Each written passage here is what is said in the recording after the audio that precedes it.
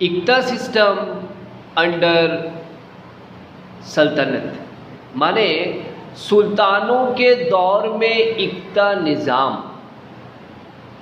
सबसे पहले ये समझने की कोशिश करते हैं कि इक्ता के माने क्या होता है। इक्ता के माने एक हिस्सा, अपार्ट समझा जाता है, और ये निज़ाम जो है ये मुस्लिम ममालिक से हिंदुस्तान आया, या यूँ कह सकते हैं कि तुर्क इसे हिंदुस्तान लाए। हासिल शुदा मालगुजारी हुक्मरां तबके के दरमियान बांटने के तरीके के तौर पर इस दौर में एक नया निज़ाम लागू किया गया। इस निज़ाम को इक्ता निज़ाम के नाम से जाना जाता है।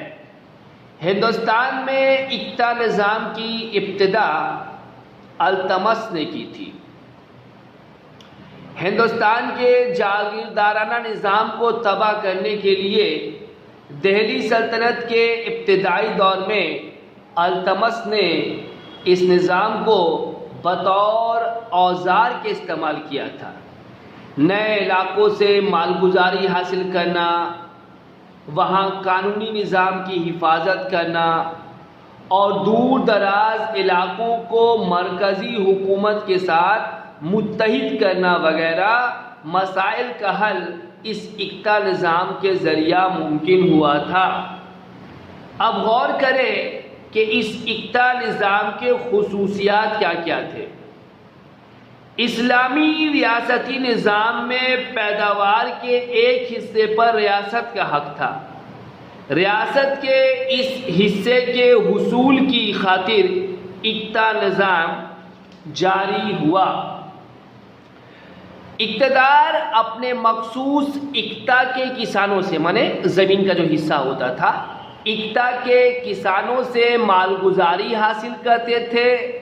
बादशाह या किसानों पर उनका और किसी तरह का हक नहीं था, क्योंकि ज़मीन और किसान का समाज सुल्तान की मलकियत थी। मालगुजारी की रकम भी माकती तय नहीं कर सकते थे। इसके अलावा रियाया, किसान अगर चाहे तो शाही दरबार में हाजिर होकर अपनी हालत या परेशानी बता सकते थे, और अगर कोई इस कानून की, इस निज़ाम की नाफरमानी करे तो उस इक़्तिदार को, जो उस ज़मीन का मालिक कहलाता था, इक़्तिदार को सख्त सज़ाएं दी जाती थी, यहाँ तक कि उसका इक्ता जब्त कर लिया जाता था, उससे वो ज़मीन का हिस्सा छीन लिया जाता था। अब देखो, जो इक़्तिदार होता था ये तमाम सहूलतें हासिल करता था अपने इक्ते से, उस ज़मीन से, तो उसके बदले उसे बहुत सारे जिम्मेदारियां भी निभानी पड़ती थी। इक्ता से हासिल शुदा मालगुजारी से फ़ायदा हासिल करने के एवज में इक़्तिदार को उनके अपने इलाके में अमन व अमान को बरकरार रखने के लिए खर्च करना पड़ता था। इक़्तिदार को अपने खर्च पर मखसूस फ़ौजी दस्ता रखना पड़ता था। सुल्तान के ख़िलाफ़ बगावतों को कुचलने के लिए उसी फ़ौज का इस्तेमाल किया जाता था।